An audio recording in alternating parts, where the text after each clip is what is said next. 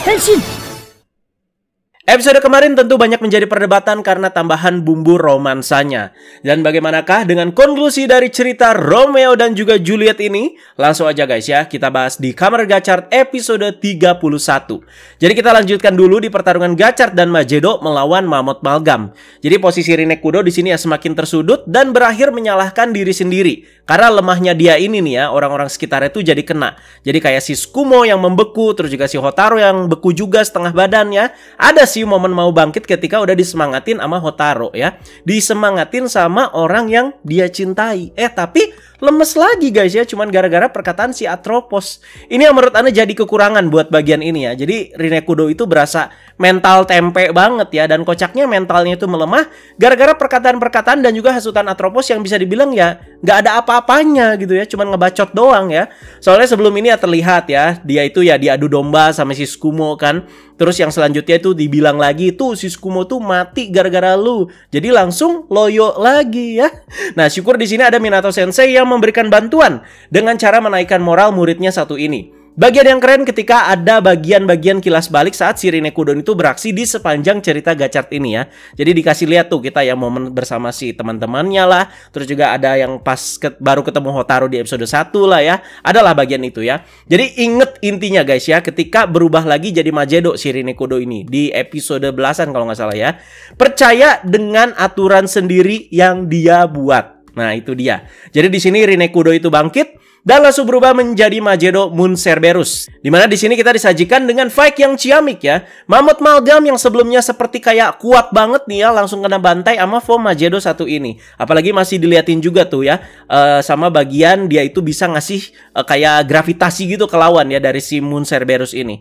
Jadi Hotaru dan Tsukumo juga udah nggak beku lagi dengan bantuan Rinekudo yang pakai kartu desan yang dipakein ke si Chemirizer. Dan akhirnya si Mammoth Malgam itu berhasil dikalahkan oleh kombinasi dari Majedo dan juga Platina Gachard ya. Dapat deh itu kartu Bliza Mammoth ya. Dan Atropos gimana? Gagal maning ya. Karena kejadian ini Tsukumo itu ya kayaknya jadi nggak enak badan ya. Demam kayaknya ya, soalnya udah dibekuin gitu ya. Tapi drama Romeo dan Juliet ya harus terus berlanjut ya. Maka dari itu yang menggantikan posisi Juliet sudah jelas adalah Rinekudo ya. Dan udah mereka itu ya lanjut latihan dan latihan. Dimana kita juga diceritain cerita lebihnya ya soal Romeo dan Juliet ini. Dimana sepupu Juliet yang ngebunuh sahabat Romeo. Dan balik lagi Romeo jadi ngebunuh si sepupunya Juliet. Dan juga ada dimana si Juliet dan Romeo ini tuh harus dipisahkan. Dan Juliet harus menikah dengan seseorang yang nggak dia inginkan ya. Anak aja kagak tahu loh ya ini sama cerita original Romeo dan Juliet tuh gimana ya. Maaf nih teman-teman ya. Dan lagi latihan, si Tsukumo ini tuh tiba-tiba datang ya. Dan mengungkapkan kekecewaannya karena perannya itu telah direbut oleh Rinekudo. Dan merasa dikhianati juga nih oleh si tim drama ini ya. Jadi di titik ini si Bichis ini masih menyebalkan nih ya. Nah di bagian ini menurut Ana ya Hotaru yang jadi penengahnya ya. Apakah Hotaru itu ya bener-bener polontong atau polos-polos aja? Tapi dia itu ya mengungkapkan di sini kalau dia juga sedih ngelihat Rinekudo dan Tsukumo ini ya bermusuhan seperti ini ya. Nah, sepertinya kita tuh harus memudarkan ekspektasi kita dulu ya menyambung dengan dasaran awal yang sudah dibangun sejak episode kemarin. Ana paham dari kalian nih kebanyakan ya, pasti kalian itu masih pengen lanjut sama cinta-cintaannya kan? Iya kan? Jadi nanti Rinekudo gitu ya jambak-jambakan sama Tsukumo. Hotaru punya gua. Si Hotarunya di tengah aja polontong polos ya. Nanti nyanyi lagu Domino ya. Aku terperangkap di antara dua hati yang mencintaiku. Nah udahlah lupakan guys soal itu ya. Ini emang yang sedikit bikin kecewa sih menurut Ane ya. Karena fokusnya ya pertama itu lebih ke karakter Rinekudo dan juga drama Romeo Juliet ini ya. Jadi Hotaru juga fokusnya tuh bukan ke gue pilih yang mana nih ya, Rinekudo atau Tsukumo ya. Tapi emang dia itu lebih ingin menyukseskan si drama Mikuria ini, si temennya ini ya. Itu kan gacanya dia ya. Jadi ya Tsukumo yang agresif nggak heran gitu ya dengan Hotaru yang begini. Karena sejak kecil dan mereka itu ya udah berteman gitu sejak kecil ya. Memang si Hotaru tuh udah begini ngebacotnya ya. Jadi setelah buka-bukaan semuanya ya jadi berasa plong. Tsukumo ya minta maaf, Rinekudo juga ya langsung memaafkan ya. Jadi coba aja gitu si Rinekudo itu Gen Z ya, dimaafin kagak. update story Instagram dan nyepet, iya, sekalian juga tuh bikin thread di Twitter ya. Tapi ada poin bagus juga di pembahasan kemarin ya, yang ditambahkan sama subscriber Ane. Jadi Ane itu nemu pas lagi scroll-scroll komen. Namanya itu @ahminya ya. Jadi dia itu tulis komennya seperti ini. Penilaian rasional. Hubungan Rine sama Hotaru itu platonik. Rine ditinggal ayahnya, jadi tertutup dia itu ya, dan termasuk siswi yang pendiam. Maklum jika dia itu takut ya. Dalam tanda kurung bisa dibilang cemburu, tapi bukan ke arah romansa ya. Soalnya Hotaru ini bisa dibilang kayak teman pertamanya. Jadi Hotaru ini ya akan meninggalkan dia seperti ayahnya ketika ada kehadiran si Tsukumo ini. Jadi menurut Ane itu good point sih. Jadi terima kasih banyak buat Ahminya buat komentarnya. Jadi setelah Mammoth Malgam, kita juga dikasih sama Malgam baru lagi yang cukup kuat di episode ini, yaitu Kraken Malgam ya. Jadi Malgamnya cukup kuat karena punya kemampuan Genjutsu aka halusinasi tingkat atas. Jadi awal-awal diciptakan oleh Atropos, kita juga sempat dikejutkan dengan munculnya Gurion lagi ya. Tapi ternyata ini tuh hanya sebuah halusinasi yang diciptakan oleh si Kraken Malgam ini. Jadi langsung Genjutsunya ini tuh dipraktekkan ke Mas Bengkel yang jadi korban pertama ya. Jadi ketika mengenai tinta dari si Kraken Malgam ini, itu tuh kayak tandanya tuh udah kena nih ya sama Genjutsunya ya. Dimana di dalam Genjutsunya si Kraken Malgam ini tuh punya kemampuan menipu lawannya. Nah dimana ya di situ ya si Mas Bengkel tuh dihadirkan dengan sosok ilusi dari Bukyoka yang nyerang dia, tapi si Mas Bengkel itu nggak bisa ngelawan balik. Ya tipikal-tipikal seperti itulah ya, kayak nggak tegaan gitu ya, nyerang orang terdekat tuh ya, walaupun itu pun cuman ilusi. Ya walau udah sok kerat gitu ya si Mas Bengkelnya, halah cuman ilusi, tapi tetap aja nggak bisa mukul di situ si Mas Bengkelnya. Berlanjut ke Hotaru dan Rinekudo yang berubah menjadi Gachard dan juga Magedo. Mereka berdua juga kena Genjutsu ini guys. Jadi bagian ini Ana aja sampai ikutan pusing mbak nontonnya ya. Jadi Krakennya itu kadang-kadang jadi Rinekudo ya sambil nyengir begitu, kadang jadi Hotaru ditambah nyengir juga. Terus si Hotaru ataupun si Rinekudo kadang jadi si Kraken Malgamnya ya.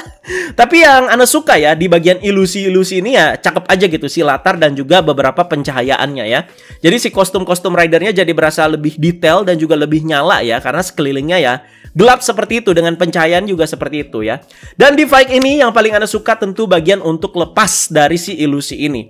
Di mana awalnya Rinekudo itu menyuruh Hotaru untuk nyerang dia. Dan nggak main-main di sini ya, nggak cuma dipukul begitu doang nyerangnya ya, tapi di Rider Kick langsung pak. Di Steam Hoppa Fever ya, di Rider Kick dong ya. Jadi ya Atropos dan Kraken Malgamnya ya tentu seneng guys ya. Ini seakan jadi kayak bukti kebingungan si Hotaru dari tadi sampai-sampai dia itu salah target ya. Taunya Malgamnya yang kena serangan dadakan dari belakang di sini. Jadi penjelasan soal teorinya menurut Anu lumayan juga nih di sini ya. Rinekudo menggunakan teori gerhana matahari nih di sini. Dimana sebelumnya dia itu menggunakan kartu Nemi Nemun ke Kemi Riser-nya. Dan setelah di Rider Kick sama si Hotaru, terjadilah gerhana buatan ini ya. Dimana si bulan itu seperti sejajar dan menyembunyikan kekuatan matahari yang merupakan kekuatan si Magedo saat ini. Karena kan si Magedo lagi pakai form Sun Unicorn teman-teman ya. Jadi kayak mati suri dulu di sini, tapi menggunakan kesempatan ini tuh untuk menyerang balik. Kan musuhnya udah teralihkan ya. Dasar lu ya, rasain lu mati. Taunya kena serangnya gitu ya. Nah udah, jadi terjawab ya bagian visor sama dadanya Magedo jadi gelap itu karena apa guys ya? Ya karena mati suri dulu dan teori eclipse atau gerhana ini. Bukan karena masih patah hati sama si Hotaru ya, bukan guys ya.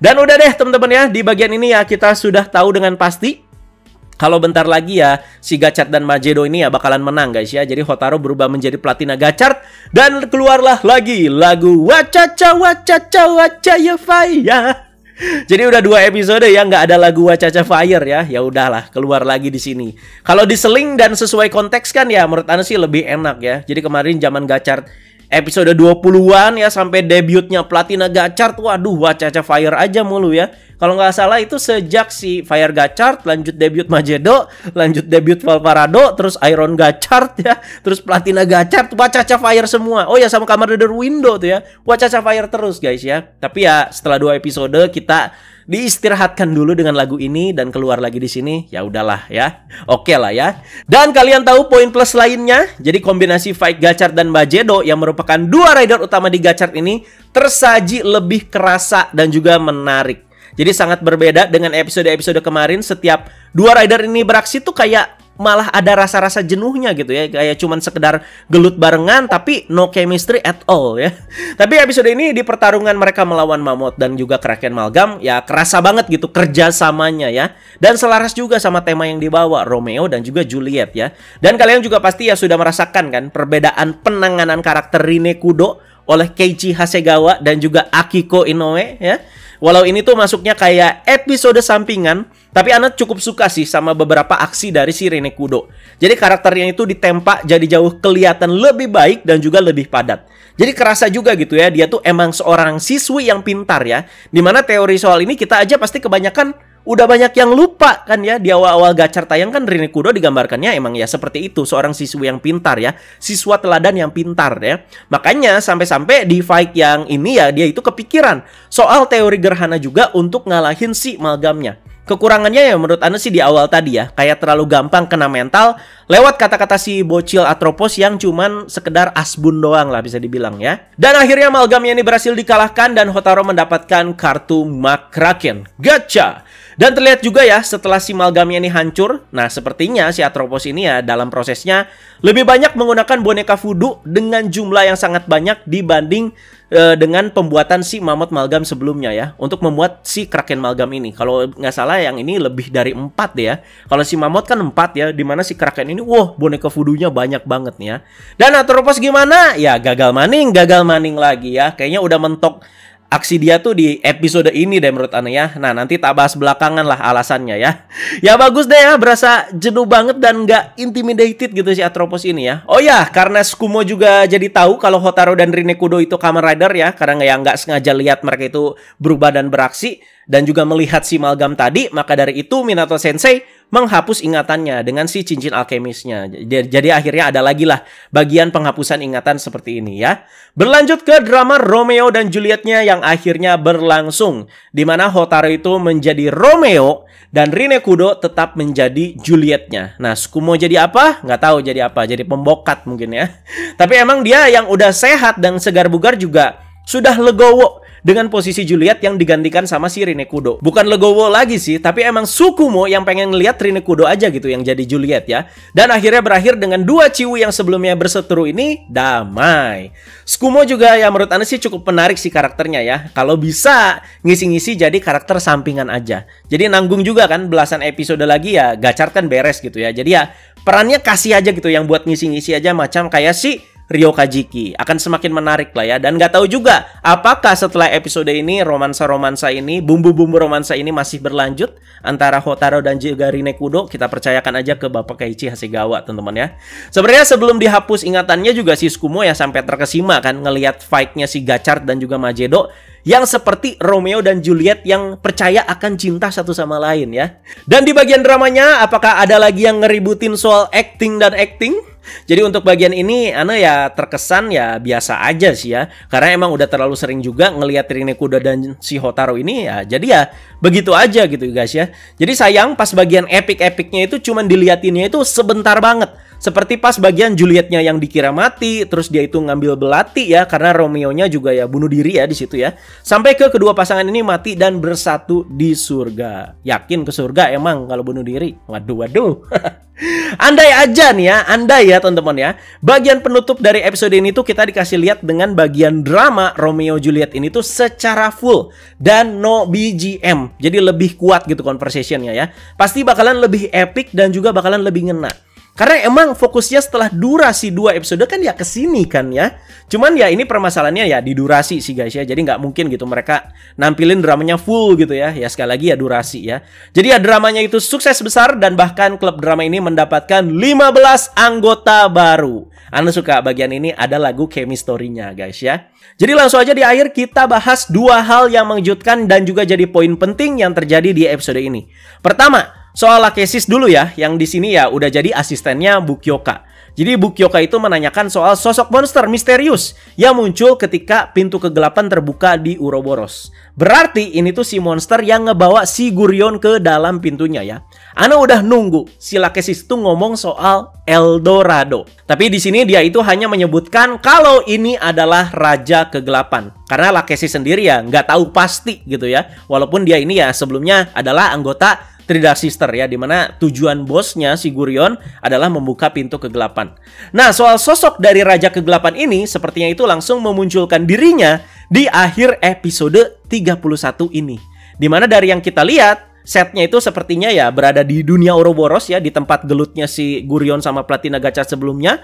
Dan muncullah sesosok yang misterius dengan wujud humanoid dan mempunyai sinar terang gitu ya di bagian dadanya. Nah, Anda jadi kepo kan soal ini ya. Dan setelah Anda telaah, katanya nama dari si Raja Kegelapan ini adalah Dark King Gigis ya.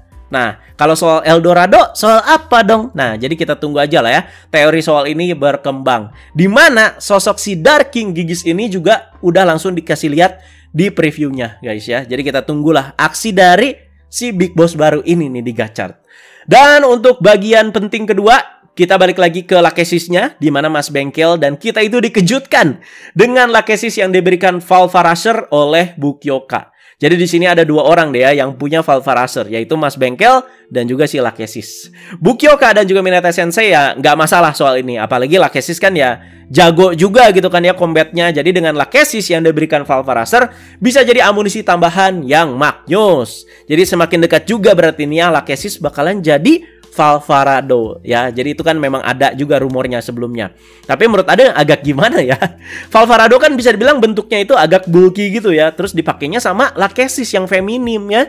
Kalau emang eksekusinya itu mau ke situ, semoga ada perbedaan lah di Valvarado versi si Lakesis ya. Jadi versi lebih feminimnya semoga dikeluarkan ya. Dan untuk episode minggu depan penulisnya balik lagi ke Hiroki Uchida. Tapi sutradara aksinya nih yang ditunggu guys ya, yaitu Bapak Koichi Sakamoto yang secara perdana menukangi episode Gachard. Perdana nih ya Sakamoto menukangi si Gachard ya. Akhirnya ya. Udah tak bilang ya teman-teman ya, walaupun bukan sutradara utama si Koichi Sakamoto, pasti dia itu selalu nyempil. Beliau ini tuh selalu nyempil di salah satu episode yang berlangsung selama setahun guys ya. Nah, kalau dilihat dari preview, bakalan banyak fokus ke Kloto ya, sepertinya episode minggu depan ya. Berarti ya tetap masuk ke cerita utama. Dan bahkan ada team up nih ya, antara Hotaro yang pakai Platina Gachard dan juga sepertinya Kloto yang berubah menjadi Kamen Rider Dread. Wah, ditunggu sekali ya. Jadi udah tanda-tanda nih Kloto juga kayaknya pindah kubu. Kita tunggu saja guys ya. Terima kasih banyak semuanya yang udah menonton pembahasan ini. Jadi silakan juga kalian komentarin di bawah poin-poin pentingnya untuk episode 31 ini. Ditunggu juga untuk update-update lainnya. Jadi kita tunggu untuk episode 32 bakalan berjalan seperti apa. Anda sih paling penasaran sama Dark King Gigis dan juga detik-detik munculnya Kamen Rider Legendary Legend. Itu kan yang kalian tunggu juga. Ya udah, kita sama-sama tunggu aja guys ya. Terima kasih sekali lagi teman-teman, jangan lupa like, share, dan subscribe. Bye bye guys.